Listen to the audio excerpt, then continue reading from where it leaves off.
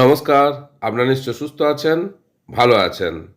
আজ অর্থাৎ 27/5/2026 তারিখে সুপ্রিম কোর্টে যে ডিএ মামলার শুনানি ছিল তার ভিডিও আগেই শেয়ার করেছি।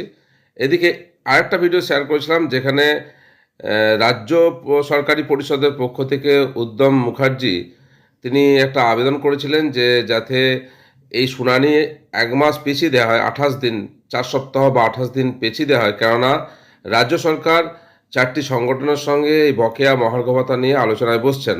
এই পরিপ্রেক্ষিতে শুনানি পেছিয়ে দেওয়ার আবেদন জানিয়েছিলেন এবং আজ শুনানির সময় রাজ্যের পক্ষ থেকে মিস্টার তুষার মেহতা জানান যে রাজ্য সরকার 4টি সংগঠনের সঙ্গে বকেয়া মহার্ঘ ভাতা নিয়ে আলোচনায় বসছেন এবং একটা সদর্থক দিক উঠে আসবে আশা করা যায়। সেই জন্য এই শুনানি পেছিয়ে দেওয়ার আবেদন করেন 1 মাসের জন্য।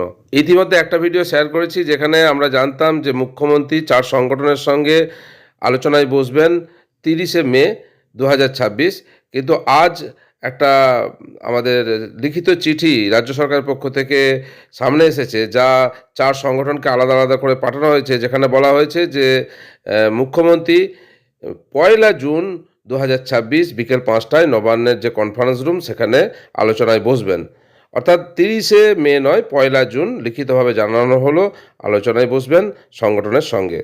সরকারি কর্মচারী পরিষদ এবং রাজ্য সরকারের যে আবেদন যে শুনানির তারিখ আরও পিছিয়ে দেওয়া হোক, তার ভিত্তিতে মহামান্য সুপ্রিম কোর্ট এই পরবর্তী শুনানি পেছিয়ে দিয়ে সেটা করেছেন 23/7/2026 তারিখে, অর্থাৎ প্রায় 1 মাস পরে আবার এই মামলার শুনানি হবে। দেখা যাক 1 জুন মাননীয় মুখ্যমন্ত্রীর সঙ্গে 4 সংগঠনের যে বকেয়া মহার্ঘ ভাতার আলোচনা রয়েছে সেই আলোচনায় কোনো সদর্থক দিক উঠে আসে কিনা সেই সম্পর্কিত তথ্য সামনে এলে আপনাদের সঙ্গে শেয়ার করব। আপনারা সকলে সুস্থ থাকুন, ভালো থাকুন।